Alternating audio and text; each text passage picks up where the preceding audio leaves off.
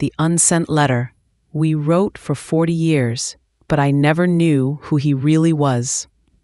Chapter 1. A Pen Pal Across the Ocean. Boston, Massachusetts, 1984. The year I turned 12, my world was a small, predictable universe bounded by school, ballet lessons, and the comforting routines of a suburban New England childhood. I was Emily Davis, a shy, imaginative girl, prone to daydreams and a deep love for stories. My bedroom, cluttered with books and half-finished drawings, was my sanctuary. It was my 6th grade English teacher, Mrs. Albright, who introduced the idea of a pen pal project. "You'll be corresponding with students from another country," she explained, her eyes twinkling. "It's a wonderful way to learn about different cultures and make new friends." Most of my classmates groaned, already envisioning tedious assignments. But for me, the idea sparked a flicker of excitement, a connection to the wider world, a mysterious stranger across the ocean, a story waiting to unfold. A few weeks later, a thick, cream-colored envelope arrived at my house. My name, Emily Davis, was meticulously handwritten in elegant looping script. The return address was unfamiliar. Liam O'Connell, Ballynahoon School, County Clare, Ireland. Ireland, the place of ancient castles, rolling green hills, and misty legends. My imagination soared. I tore open the envelope. Inside, a letter written in neat, earnest handwriting. "Dear Emily, my name is Liam O'Connell, and I am 12 years old, just like you. I live in a small village by the sea in County Clare, Ireland. It is very beautiful here, but sometimes a bit quiet. Our teacher, Mr. Fitzpatrick, said we should write about our daily lives. I like hurling. It's a sport, a bit like hockey and lacrosse mixed together, very fast, and I help my da on the farm. We have sheep and a few cows. I also love to read, especially adventure stories. What do you like to do in Boston? Do you have big buildings? Do you have snow? I hope we can be good friends across the miles. Sincerely, Liam." I read the letter again and again, captivated. His words painted a vivid picture of a life so different from my own. I immediately sat down to write my reply, pouring out details about my life in Boston, the red brick buildings, the bustling streets, the distinct seasons, the joy of ballet. I told him about my dreams of becoming a writer, of traveling the world, and so began our correspondence. For the next 2 years, letters became the most anticipated event in my life. Every few weeks, a new cream-colored envelope with that familiar, elegant script would arrive. Liam's letters were a window into his world, the challenges of farm life, the camaraderie of his hurling team, his quiet observations about nature, his dreams of becoming an engineer. He was thoughtful, observant, and possessed a dry, understated wit that always made me smile. He asked about my hopes, my fears, my daily triumphs and disappointments. He offered gentle advice, sometimes surprisingly profound for a 12-year-old. When my first crush broke my heart, Liam's letter, filled with comforting words about the resilience of the human spirit and the vastness of the future, felt more comforting than any advice from my friends. When I struggled with a creative writing piece, he encouraged me to write from the heart, for that is where the truest stories lie. Our letters were a safe space, a confessional booth for our adolescent souls. We shared things we wouldn't dare tell our closest friends, let alone our parents. There was an anonymity to the distance, a freedom in knowing that this person, thousands of miles away, knew the truest version of me, unburdened by local judgments or expectations. He knew my insecurities, my secret ambitions, the depths of my shyness. and I knew his quiet anxieties about living up to his father's expectations, his hidden passion for literature, his dreams of seeing the world beyond County Clare. As we grew older, the letters evolved. From detailed accounts of school life, they became more philosophical, delving into our burgeoning understanding of the world, our political views, our evolving definitions of love and happiness. We discussed books, music, the big questions of life. He sent me small, pressed wildflowers from the Irish countryside. I sent him postcards of Boston landmarks. When I started high school, the pressures of social life, academics, and finding my place intensified. My friends were focused on dating, parties, and fitting in. My pen pal, Liam, became my anchor, my confidant. He was the one person who truly understood the quiet, reflective part of me. He was the only one who knew I secretly still wrote poems, even though it wasn't cool. He encouraged my dream of becoming a novelist, even when I felt discouraged. "Your words have a power, Emily," he wrote once. "Never let anyone tell you otherwise." I had crushes, dated boys, experienced the roller coaster of teenage romance. But Liam remained a constant, an unwavering presence in my life, a steadfast emotional connection that transcended geography and the fleeting nature of adolescent relationships. He was more than a pen pal. He was a silent, understanding brother, a soulmate in ink. We never talked about meeting. The distance, the cost of international travel in the 80s and 90s felt insurmountable. Our connection existed solely in the written word, a delicate, precious bond woven across the Atlantic. It felt sacred, almost mystical. Then, one spring day in 1990, when I was 18, a letter arrived. It wasn't the usual cream envelope. It was a crisp, white, official-looking envelope with no return address, just a postmark from Dublin, Ireland. My heart pounded with a sudden, unshakable sense of dread. This wasn't Liam's handwriting. This was different. This was wrong. I tore it open, my hands trembling, knowing, with a profound and terrifying certainty, that my world was about to change forever. The sanctity of our 40-year correspondence, a bond I cherished above all else, was about to be shattered by an unseen hand. Chapter 2: The Unsent Letter. The crisp white envelope from Dublin felt like a death knell. My heart pounded, a frantic drum against my ribs as I tore it open. The letter inside was typewritten, formal, and utterly devoid of the warmth and familiarity that had defined my correspondence with Liam. "Dear Miss Davis, it is with a heavy heart that we inform you of the passing of Liam O'Connell. Liam tragically died in a farming accident on April 12, 1990. He was 18 years old.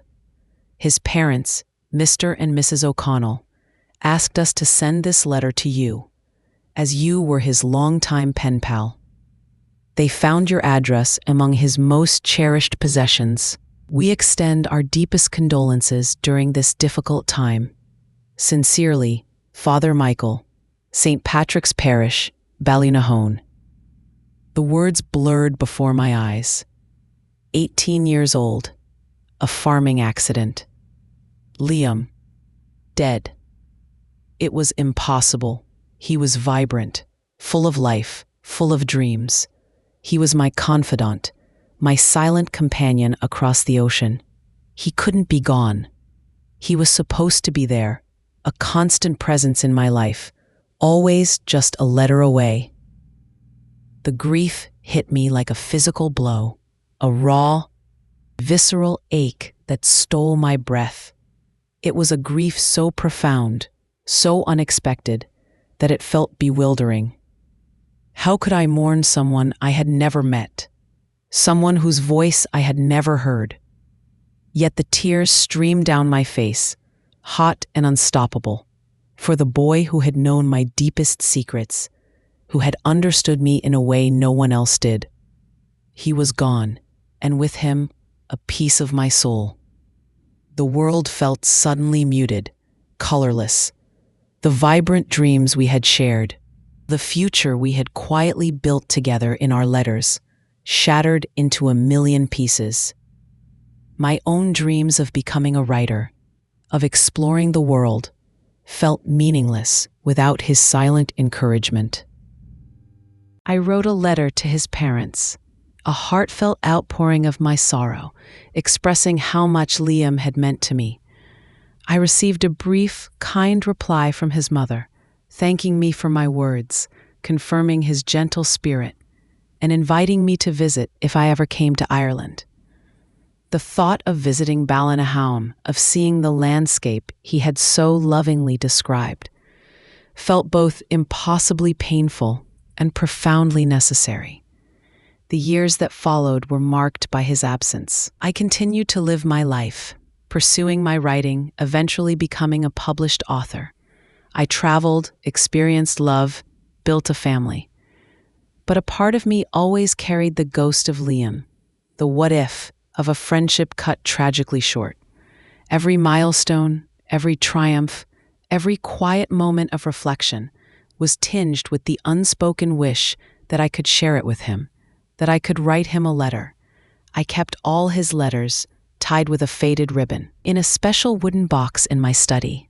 Sometimes, when I felt lost or overwhelmed, I would take them out and reread them, finding solace in his gentle wisdom, his enduring spirit.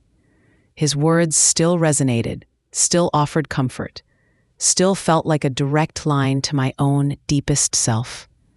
One day, almost 40 years after his death, when I was in my late 50s, a successful author with a grown daughter, Lily, and a life filled with meaning, I stumbled upon a box of my own childhood belongings in the attic of my Boston home. Beneath old yearbooks and forgotten toys, I found my old school diary, the one with the flower on the cover. And tucked deep inside, under a section marked "Things I Never Say," was the unsent goodbye letter I had written at 13, the one I had intended as my final farewell to the world. My heart caught in my throat. I remembered that day with chilling clarity, the profound despair, the terrifying certainty.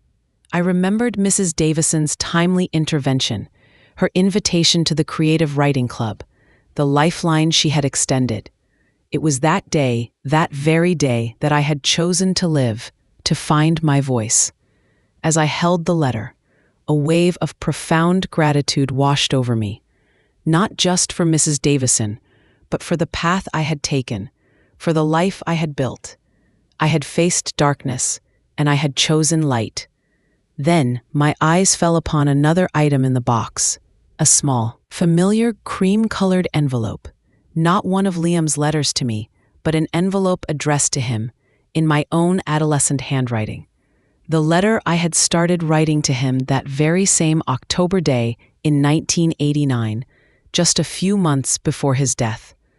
It was the last letter I had written to him, a casual update about my high school life, my latest dreams, a small complaint about a strict teacher. I must have started it, then gotten distracted, and never finished or sent it. It was simply addressed, the stamp unlicked, a quiet artifact of an unfinished conversation. A strange impulse seized me. After all these years, I had a part of our conversation, a piece of my side that he had never received. It felt like a betrayal of our bond, an incomplete dialogue. It was a tangible piece of a past frozen in time. I picked up my phone. I had Liam's parents' address from the condolence letter, all those decades ago. They were likely gone now, but perhaps a relative remained, an O'Connell in Ballynahown. A long shot, but a powerful urge compelled me. I had to send this last unsent letter, not for him, but for me, to complete the circle, to close the chapter, to finally say goodbye properly to the boy who had shaped my world from across an ocean. I found a plain, modern envelope and placed my old, unsent letter inside. I wrote, "To the O'Connell family, Ballynahown, County Clare, Ireland," and added the old address. I slicked it into the mailbox, a silent prayer for its safe journey, a final act of remembrance. I felt a sense of release, a quiet peace settling over me. The ghost of Liam, a cherished memory, finally had its full closure. Or so I thought. The unseen hand of fate, it seemed, had one more profound twist in store for me. A secret hidden for 40 years, waiting for this very moment to reveal itself. Chapter 3, The Echo of a Voice. The act of mailing that unsent letter to the O'Connell family felt like a final, poignant farewell to a cherished ghost, a quiet closure on a 40-year-old grief. I returned to my life, to my writing, to my family, with a renewed sense of peace. The wooden box of Liam's letters, now complete with my own last missive sent into the ether, was a testament to a beautiful, unique connection. Weeks turned into months.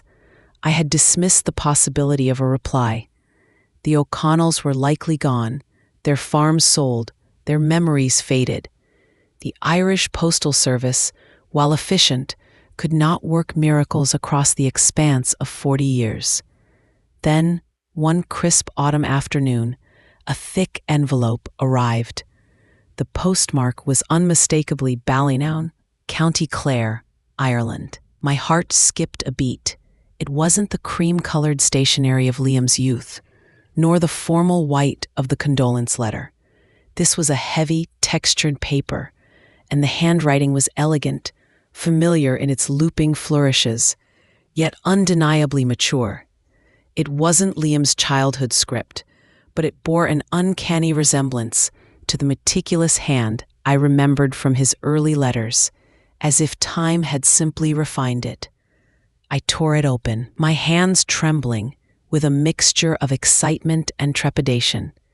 Inside, a single sheet of paper and a small, pressed wildflower, identical to the ones Liam used to send. My breath hitched. "Dear Emily, your letter arrived today, a true ghost from the past. It was an unexpected, profound gift. For 40 years, I wondered if I would ever hear from you again. And now, here you are, a voice from a time I thought was lost forever. My name is Liam O'Connell. I am not the Liam you wrote to in 1990. I am his father. My son Liam died that day, as you were told. He cherished your letters above all else. They were a window to a world he deeply longed to explore. He spoke of you often, of Emily from Boston, who understood his dreams. He had just written you a letter days before the accident, a long one, full of his hopes for college and his plans to save money for a trip to America to finally meet you. It was never sent.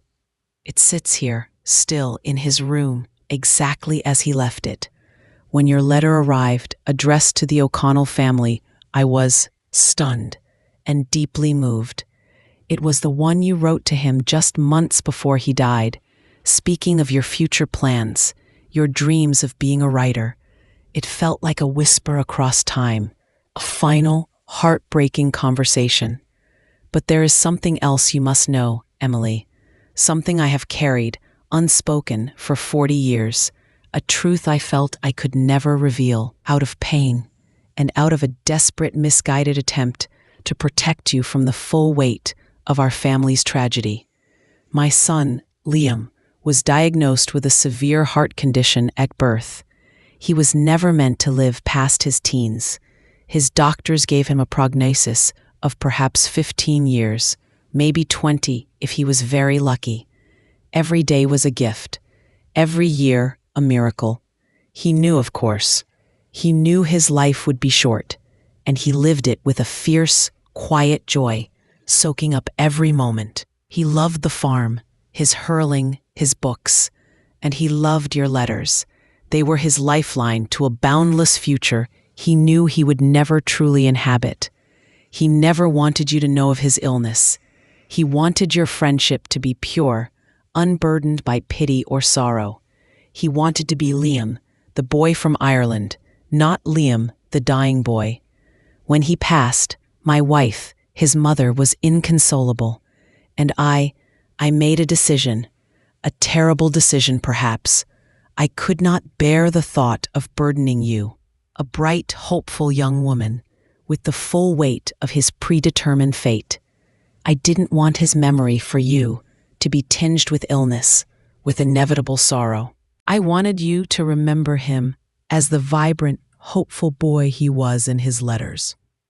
So I wrote that official letter, the one from Father Michael. I asked him to write it, to protect you, to protect Liam's memory from the shadow of his illness. But the truth is, Emily, I continued to write to you. For decades, using Liam's name, his style, his careful observations. I read his last unsent letter to you, immersed myself in your previous correspondence, and I continued the dialogue. I adopted his voice, his dreams, his quiet philosophy. I saw it as a sacred duty, a way to keep his spirit alive, a way to keep that special connection, which meant so much to him, alive for you. And perhaps, for me too, a way to hold on to a part of my son, to continue to engage with the bright, optimistic world he found through your letters. I knew about your writing, Emily. I followed your career. I bought your books. I celebrated your triumphs. I knew about your daughter, Lily. I watched your life unfold through the public sphere, a hidden observer. It was a strange, solitary vigil. And now, your last unsent letter, a letter written to my son before he died, arrived here, opening the past in a way I never expected. I have attached a copy of Liam's last letter to you, the one he wrote just days before his death. I think you deserve to read it, and with it, I send this truth, a 40-year secret, my greatest apology, and my deepest hope that you can understand. The Liam you knew for so many years, the one who continued to write to you, was me, his father, a man who simply wanted to keep his son's light and his connection to you alive.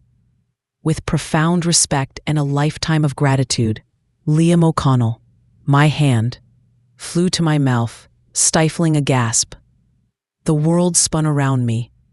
Liam, his father, for 40 years? My Liam, the one who offered me profound advice, who followed my career, who knew about Lily. It wasn't the boy I had mourned. It was his father, a man who had adopted his son's persona, kept his memory alive, and continued our correspondence in an act of extraordinary, heartbreaking love and deception. A second letter slipped from the envelope. It was in my Liam's handwriting. The real Liam, the boy's final words to me, a bittersweet echo from the past.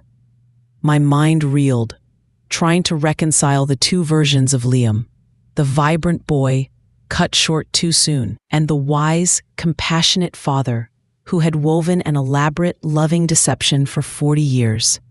The unseen hand, it turned out, was not one of fate, but of a father's enduring, boundless love, so powerful it had spanned oceans and decades, creating a connection I never truly understood until this very moment. Chapter 4. A Tapestry of Truth. The revelation of Liam O'Connell Sr.'s deception, born of profound love and grief, sent seismic waves through my carefully constructed understanding of my past. For 40 years, the voice in those letters The steadfast friend, the insightful confidant, wasn't the boy I had mourned, but his father. The initial shock quickly gave way to a complex swirl of emotions. Astonishment, a tender appreciation for his incredible devotion, and a lingering ache of deception, however well-intended. I reread his letter countless times, absorbing every word, every nuance, his sorrow, his desperate need to keep his son's spirit alive, his protective impulse to shield me from the full tragedy. It was all laid bare, and with it, the unsettling realization that a major part of my life, a deep emotional connection, had been built on a foundation of unspoken truth. Then I opened the second letter, the copy of Liam Jr.'s last letter to me, written just days before his death. It was full of youthful exuberance, detailing his college plans, his excitement for his future, and a wistful longing to finally visit Boston and meet me. "I can almost see the Freedom Trail now, Emily," he wrote, "and imagine us walking it together, talking for hours like we do in our letters." Reading his innocent hopes, knowing his predetermined fate, was heartbreaking. It was a direct line to the vibrant boy I had lost, and it finally brought a tangible closure to that initial devastating grief. The complexities of the situation were immense. My Liam, the one I had known, had been a composite, a boy's spirit filtered through his father's grief and wisdom. And the father, for 4 decades, had carried this solitary secret, watching my life unfold from a distance, perhaps finding solace in the continued connection to his son's friend. It was a profound act of love and a profound act of self-sacrifice. I shared the letters with my daughter, Lily.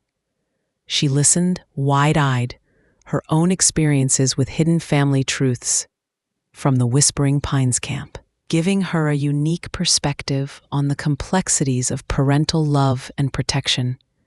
"He loved his son so much, Mom," she said, tears in her eyes. "And he must have cared for you deeply, too, to keep that connection alive for so long." "He did," I agreed, a lump in my throat. It was an extraordinary act of devotion and deception. It's a lot to process. The idea of flying to Ireland, to Ballynahone, felt overwhelmingly urgent. I had to meet this man, this Liam, who had been such a profound, unseen presence in my life for 40 years. I had to thank him, to understand him, to finally, truly connect with the other half of our shared story. The journey to County Clare was surreal. The rolling green hills, the ancient stone walls, the wild Atlantic coastline. It was exactly as Liam Jr. had described in his letters. But now, it was imbued with a new, deeper meaning, a landscape woven with love, loss, and a 40-year secret. I arrived at the address, a quaint stone farmhouse, much like the one Liam Jr. had described.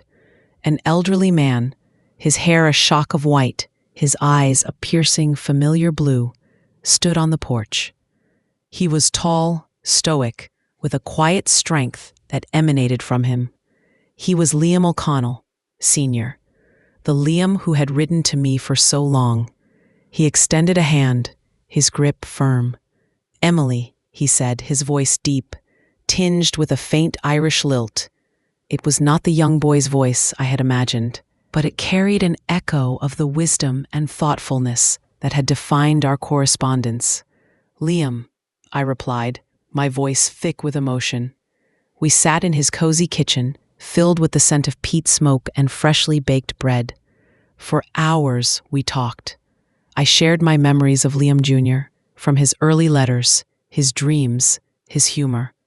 Liam Sr. spoke of his son's life, his courage in the face of his illness, his love for books, and his profound affection for Emily from Boston. He showed me Liam Jr.'s room, preserved exactly as he had left it, including the last unsent letter I had just received. Seeing his small, worn hurley stick, his favorite books, his messy desk, brought a fresh wave of tender grief, now mingled with a profound understanding. Then, Liam Sr. showed me his own collection of my letters. Not just the ones I had written to Liam Jr., but all of them, stacked neatly, tied with ribbons, exactly as I had kept his. He had reread them countless times, he explained, finding solace in my words, finding a connection to the bright, hopeful world his son had loved. He shared his fears, his guilt over the deception, and the profound loneliness of carrying such a secret for so long. "I know it was wrong, Emily," he said, his voice raspy with emotion, "to deceive you, but I couldn't bear to let his connection to you die.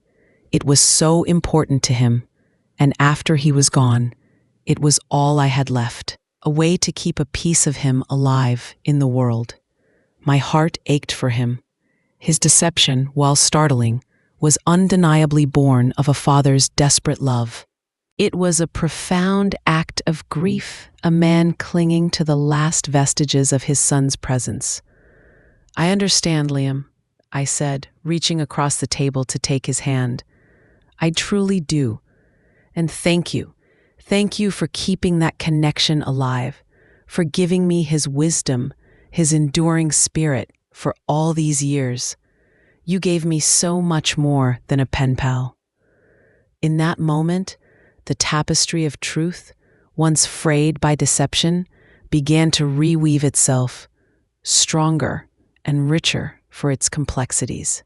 The Liam I had known for 40 years was now fully revealed, a testament to a son's spirit, a father's love, and a unique, powerful bond that had transcended time, distance, and even death.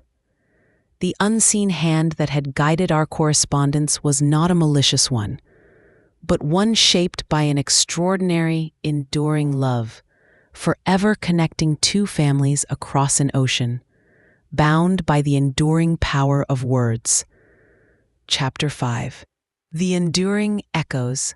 My visit to Ballynahown was a profound experience, a final, necessary chapter in a 40-year story.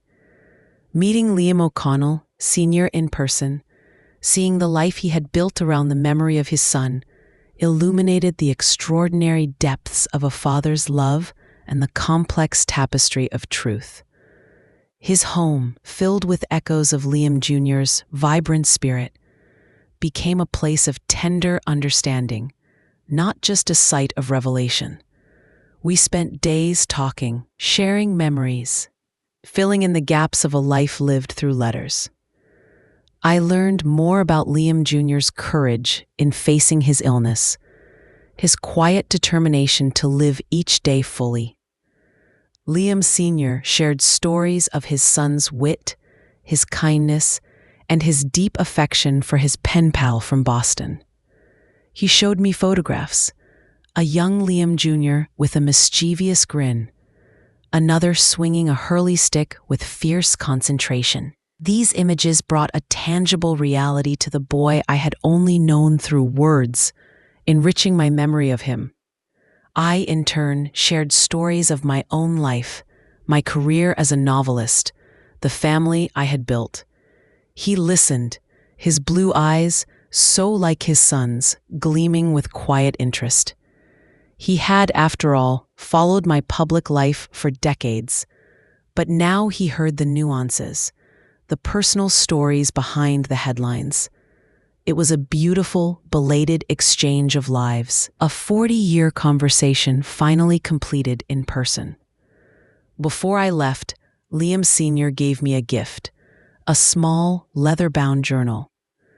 "These are some of Liam's earliest writings," he explained, his voice thick with emotion.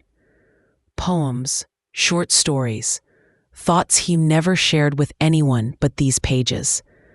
I think you, a writer, will appreciate them. And I think he would want you to have them." It was a profound gesture, a passing of the torch an acknowledgement of my unique connection to his son's inner world.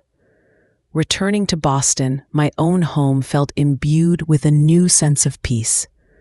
The wooden box of letters, once a source of quiet grief, then startling revelation, was now a treasured collection of memories, a testament to an extraordinary bond that had transcended the expected. The Liam in those letters now held multiple layers of meaning: the vibrant boy, the loving father, and the enduring spirit of connection. My experience profoundly impacted my writing. I began to explore themes of hidden truths, the resilience of the human spirit, and the enduring power of love and memory. My new novel, tentatively titled The Unsent Letter, began to take shape, inspired by the intricate layers of my 40-year correspondence. It was a story of grief, deception, and the profound ways we keep those we love alive, even in absence. Writing it became a deeply cathartic process, allowing me to fully process the complex emotions of my extraordinary past. I remained in touch with Liam Sr. We exchanged calls, then video calls, bridging the ocean with technology that was unimaginable in Liam Jr.'s time. We talked about books, about current events, about the quiet joys of our lives. He became a cherished friend, a living link to a beloved past, a silent partner in the extraordinary story we shared. My daughter, Lily, followed the unfolding narrative with keen interest. She sometimes sat with me as I spoke to Liam Sr. on video calls, witnessing the profound connection that spanned generations and continents. Her own experiences with the Whispering Pines, camp, and the manipulation of truth gave her a unique understanding of the complexities of the O'Connell family's love-driven deception. She saw the profound difference between manipulation born of malice and that born of grief. The Unsent Letter Project, which had begun so simply with a 6th grade pen pal assignment, had led me on an incredible journey of discovery, grief, and ultimately, profound understanding. It had taught me that truth can be layered, that love can manifest in the most unexpected ways, and that connections, once formed, can endure beyond time and perceived boundaries. The question of who he was had been answered in the most unexpected and beautiful way. He was two Liams, a vibrant, hopeful boy whose life was cut tragically short, and a loving, grief-stricken father who, through an act of extraordinary devotion, kept his son's spirit alive, weaving a 40-year narrative of connection. One evening, as I sat in my study, rereading some of Liam Sr.'s later letters, the ones I had thought were from Liam Jr., I found a line that resonated deeply. It was a piece of advice about facing fears, about embracing the unknown.